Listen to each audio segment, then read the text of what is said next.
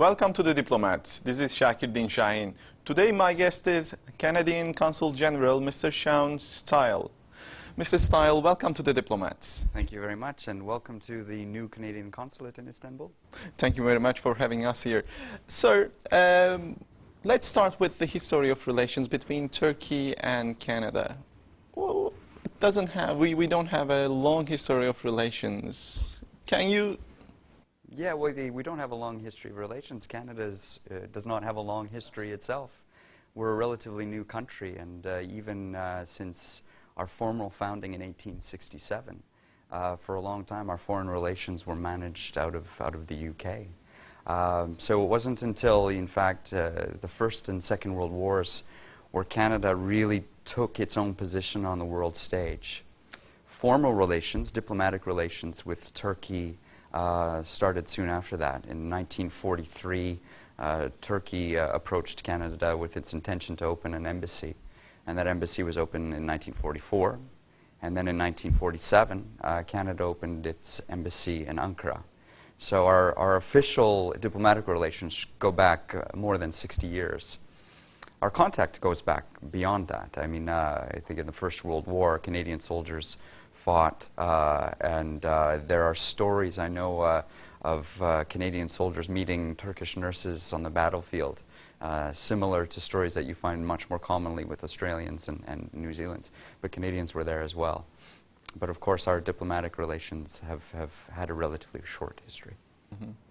Canada is a migrant society, and there are Turkish migrants there as well. What's the number of Turkish migrants? What's the situation of Turks in Canada? And what are the conditions of becoming a migrant in Canada? Well, you're absolutely right. Canada is a country of migrants and immigrants, and it's that foundation of a multicultural society that really defines Canada. The Turkish community in Canada, though small, is very vibrant and very visible. And there are Turkish people in prominent places. For example, the University of Waterloo has some of its leadership are Turkish Canadians. According to the census, the last Canadian census in 2006, approximately 21,500 Canadians identified themselves as Turkish immigrants.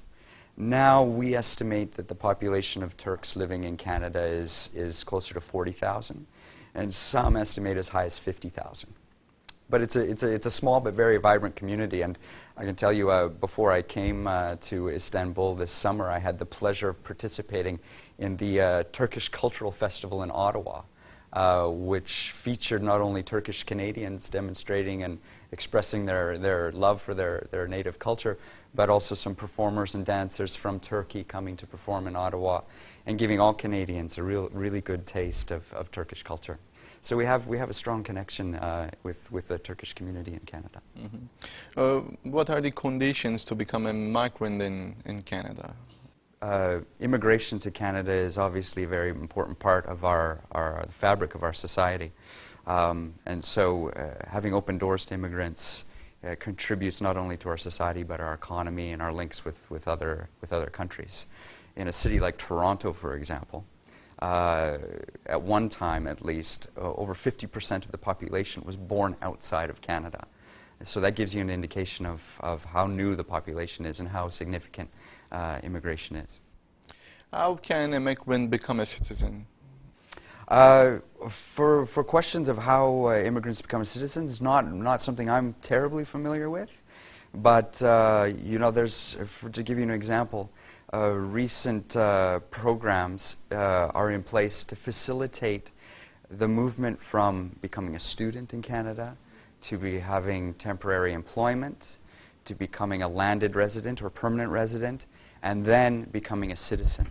So there's actually a sort of pipeline that allows people to come to Canada as students and stay and contribute to the economy and society from there. But every case is different. Okay.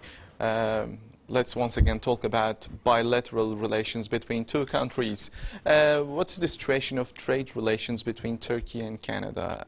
And what can be done to further promote volume of trade, let's say, between the two countries? Bilateral trade is pretty strong. but not up to its full potential yet. Since 2009, I think both governments have made a concerted effort to set the stage for better trade.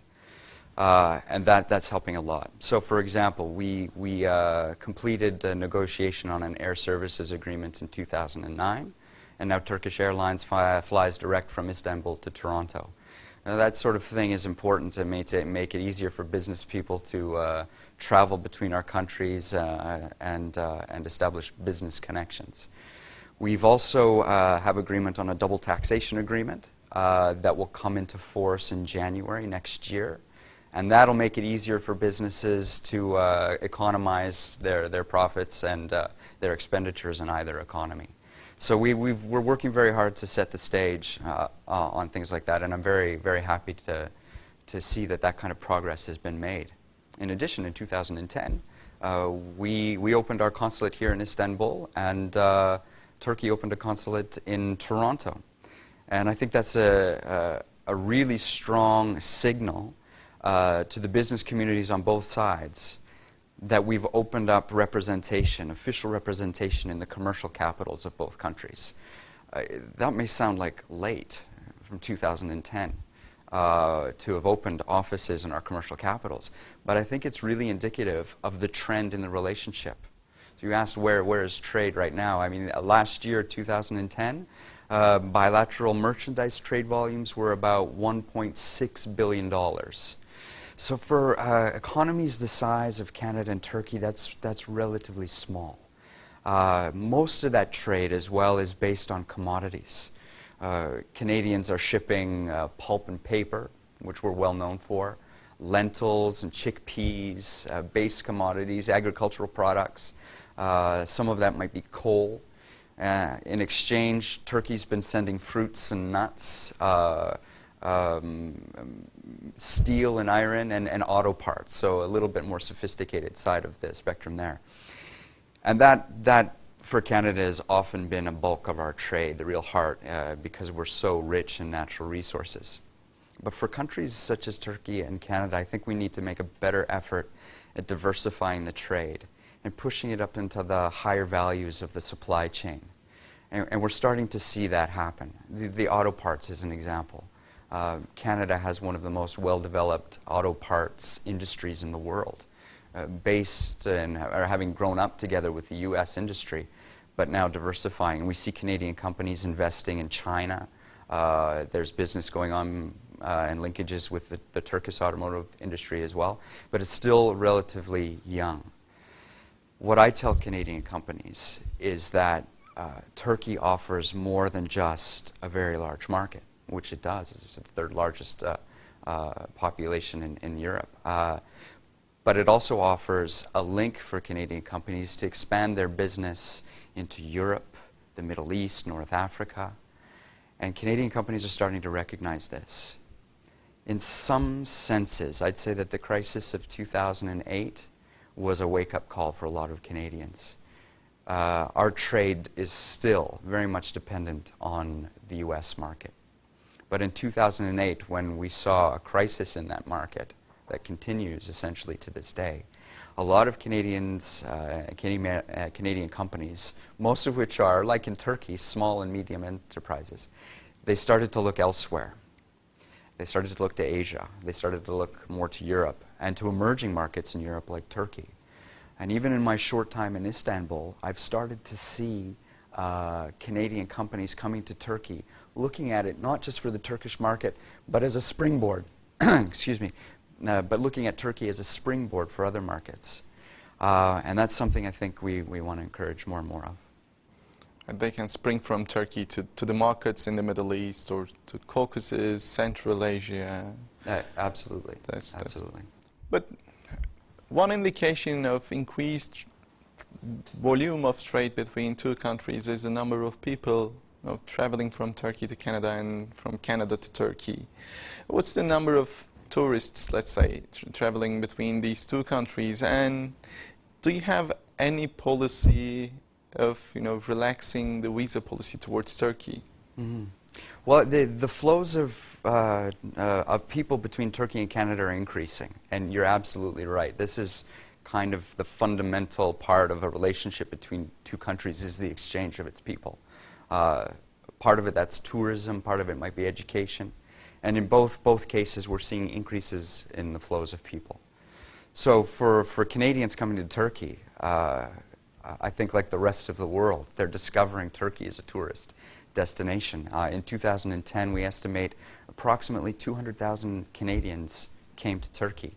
And some of those, a small minority, came for cruises, but at least 150,000 came with Turkish visas to visit Turkey and spend their time in Turkey.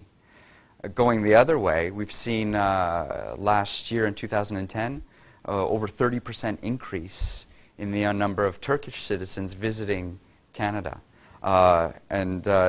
These citizens contribute a great deal to the Canadian economy.